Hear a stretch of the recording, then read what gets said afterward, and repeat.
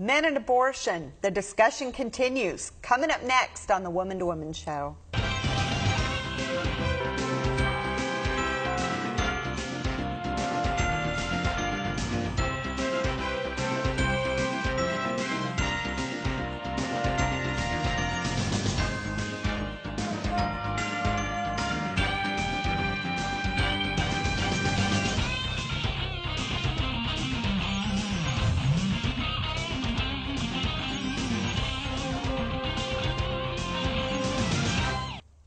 Hi, I'm LouAnn. Welcome to the Woman to Woman Show.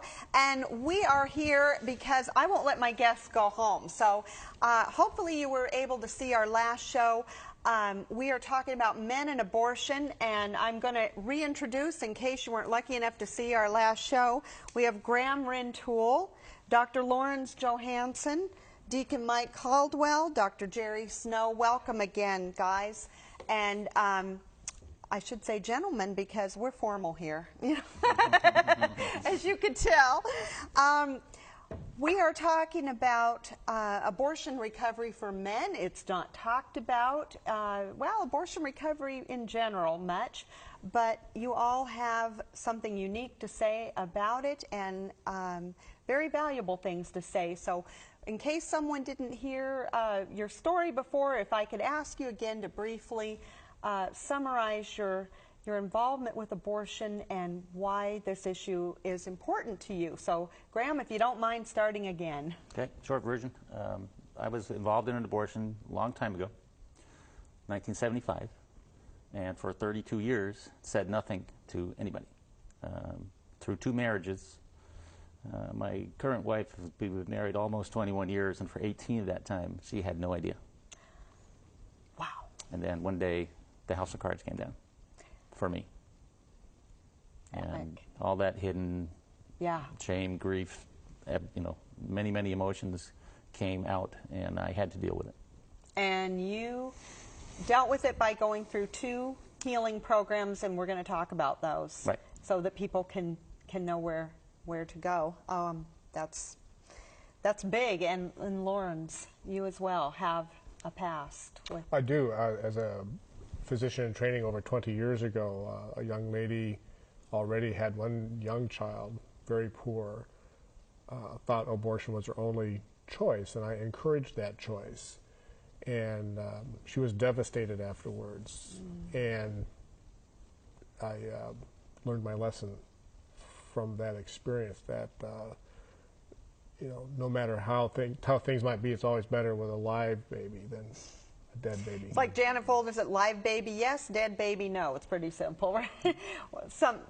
Seems to be, but our world doesn't support that. So, yeah, that had such an impact on you that you later went through a healing program yourself. I did, yes. Yeah. Yes. And found it beneficial. It was very beneficial. Yeah, okay, and we're going to learn more about those. Mike, how about you? Yes, in the early 70s, when I was in my low 20s, I was involved in abortion, and that's been over 35 years ago, and I haven't said a word about it all those years until it was about 3 years ago. Then I finally had to address it because it was affecting me to the point where I just could not grow spiritually. My relationship with God was affected, and I had to address it. And you also went through a healing program and found it beneficial. Very beneficial, yes. And you recommend it to men. Yeah, Rachel's Vineyard, yes. Yeah, okay, good. We're gonna advertise those because we actually, Graham, we have one coming up in June, right? Don't let me forget. Okay, and Jerry, what is your interest in this topic and why? First off, my friendship with Graham brings me here, and having over 20 years of experience now in my medical practice, I really sort of echo what sort of been said, that I just, as I've grown in my own faith and my convictions, what God wants me to be as a physician, I realize I need to address this with my patients. Well, we advertise that we do preventative medicine.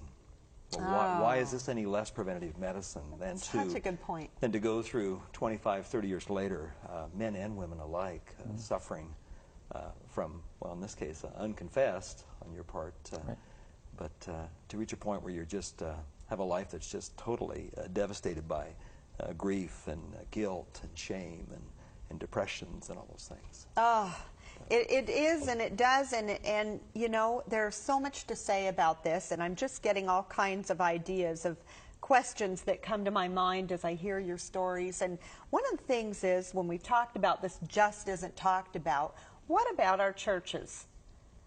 Are our churches talking about not only abortion and its devastating effect on women, but are they talking about abortion in men? Do you think that that's something that our churches need to take a bigger role in? Would it have helped you in your earlier years or through your recovery? I don't know. Anybody just feel free to jump in. The Catholic Church took a big stand on the health care bill about abortions. Okay. So I know that the church is very interested, even though there were some factions within the Catholic Church that were saying go ahead and pass the bill. The bishop still said no, the abortion has to be addressed. Now, the men issue in the church, I think you're right. Whenever I hear the abortion issue brought up in the Catholic Church, I always hear it associated with a woman's issue, and that's men aren't really included. I mean, as victims. Exactly. I mean, they do talk about abortion. Of course, we know that there is a man as the father and mother. We know that to make the child. But I don't think when the recovery part, the healing part, I don't know that the man is emphasized enough. Right, right. What do you think from your experience, Graham? I think it's exactly true.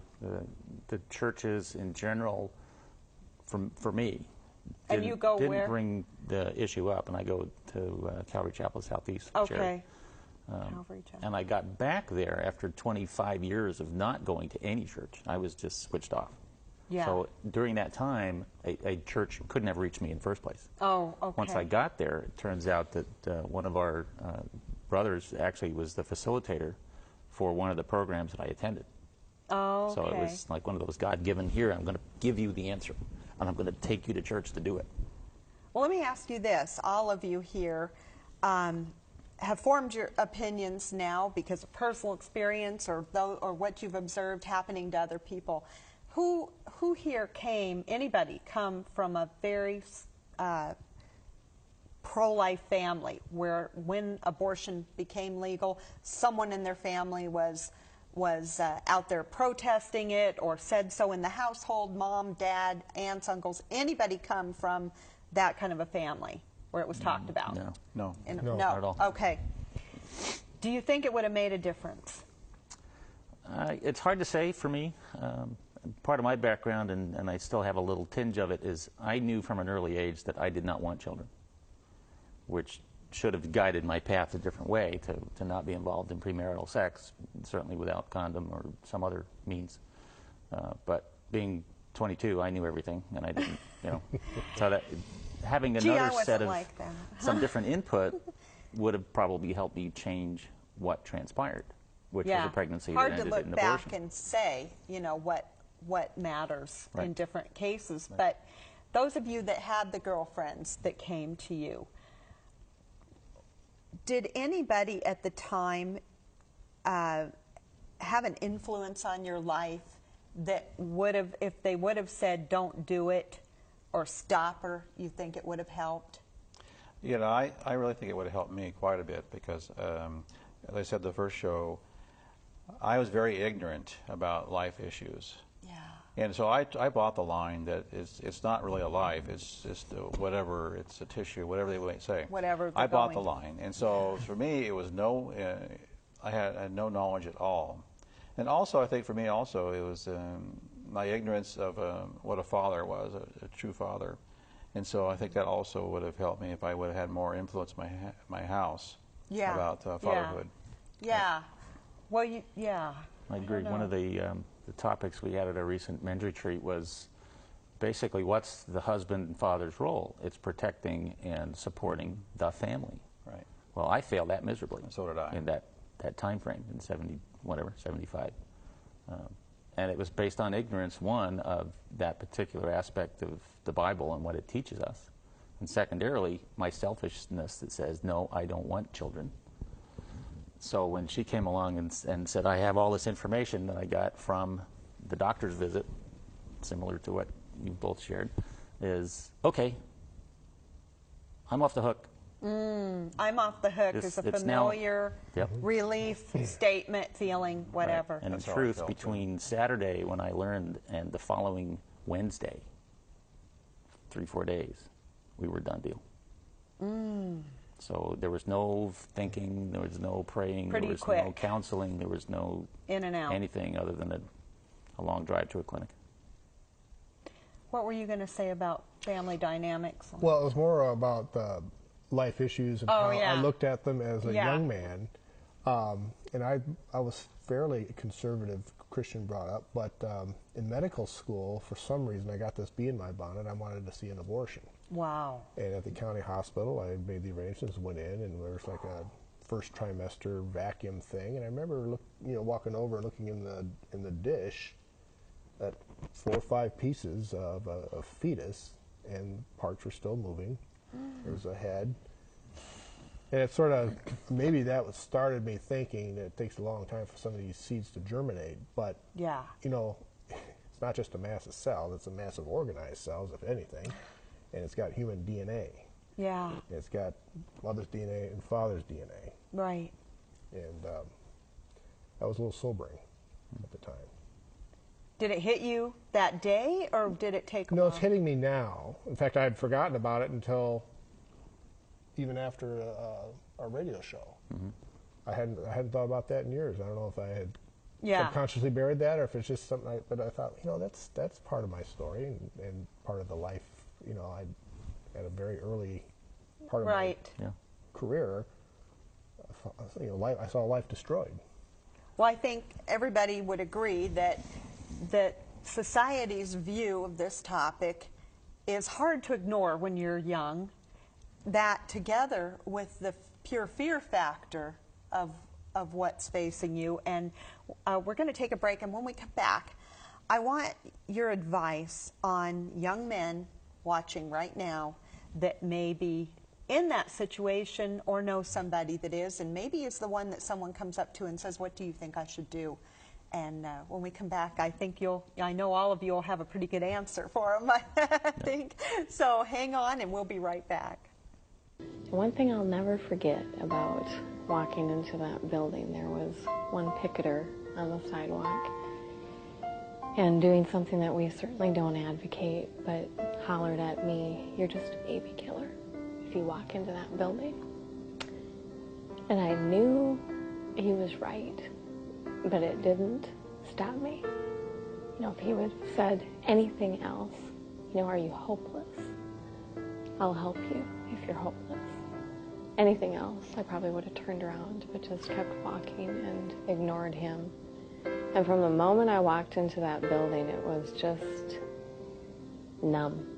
This just numb coldness in those walls. This was going to be a procedure, and you were going to walk through the steps of this procedure. And they did everything they could to keep you from thinking anything, from feeling anything. When they took me back for my ultrasound, that they never offered to show it to me. In fact, there was a curtain between her. She reached, around behind the curtain to do the ultrasound, and then drew the curtain, as she looked at those images that were taken. They didn't care what your reason was or why you were there. The doctor came in, and she briefly introduced herself and began. And when she was done,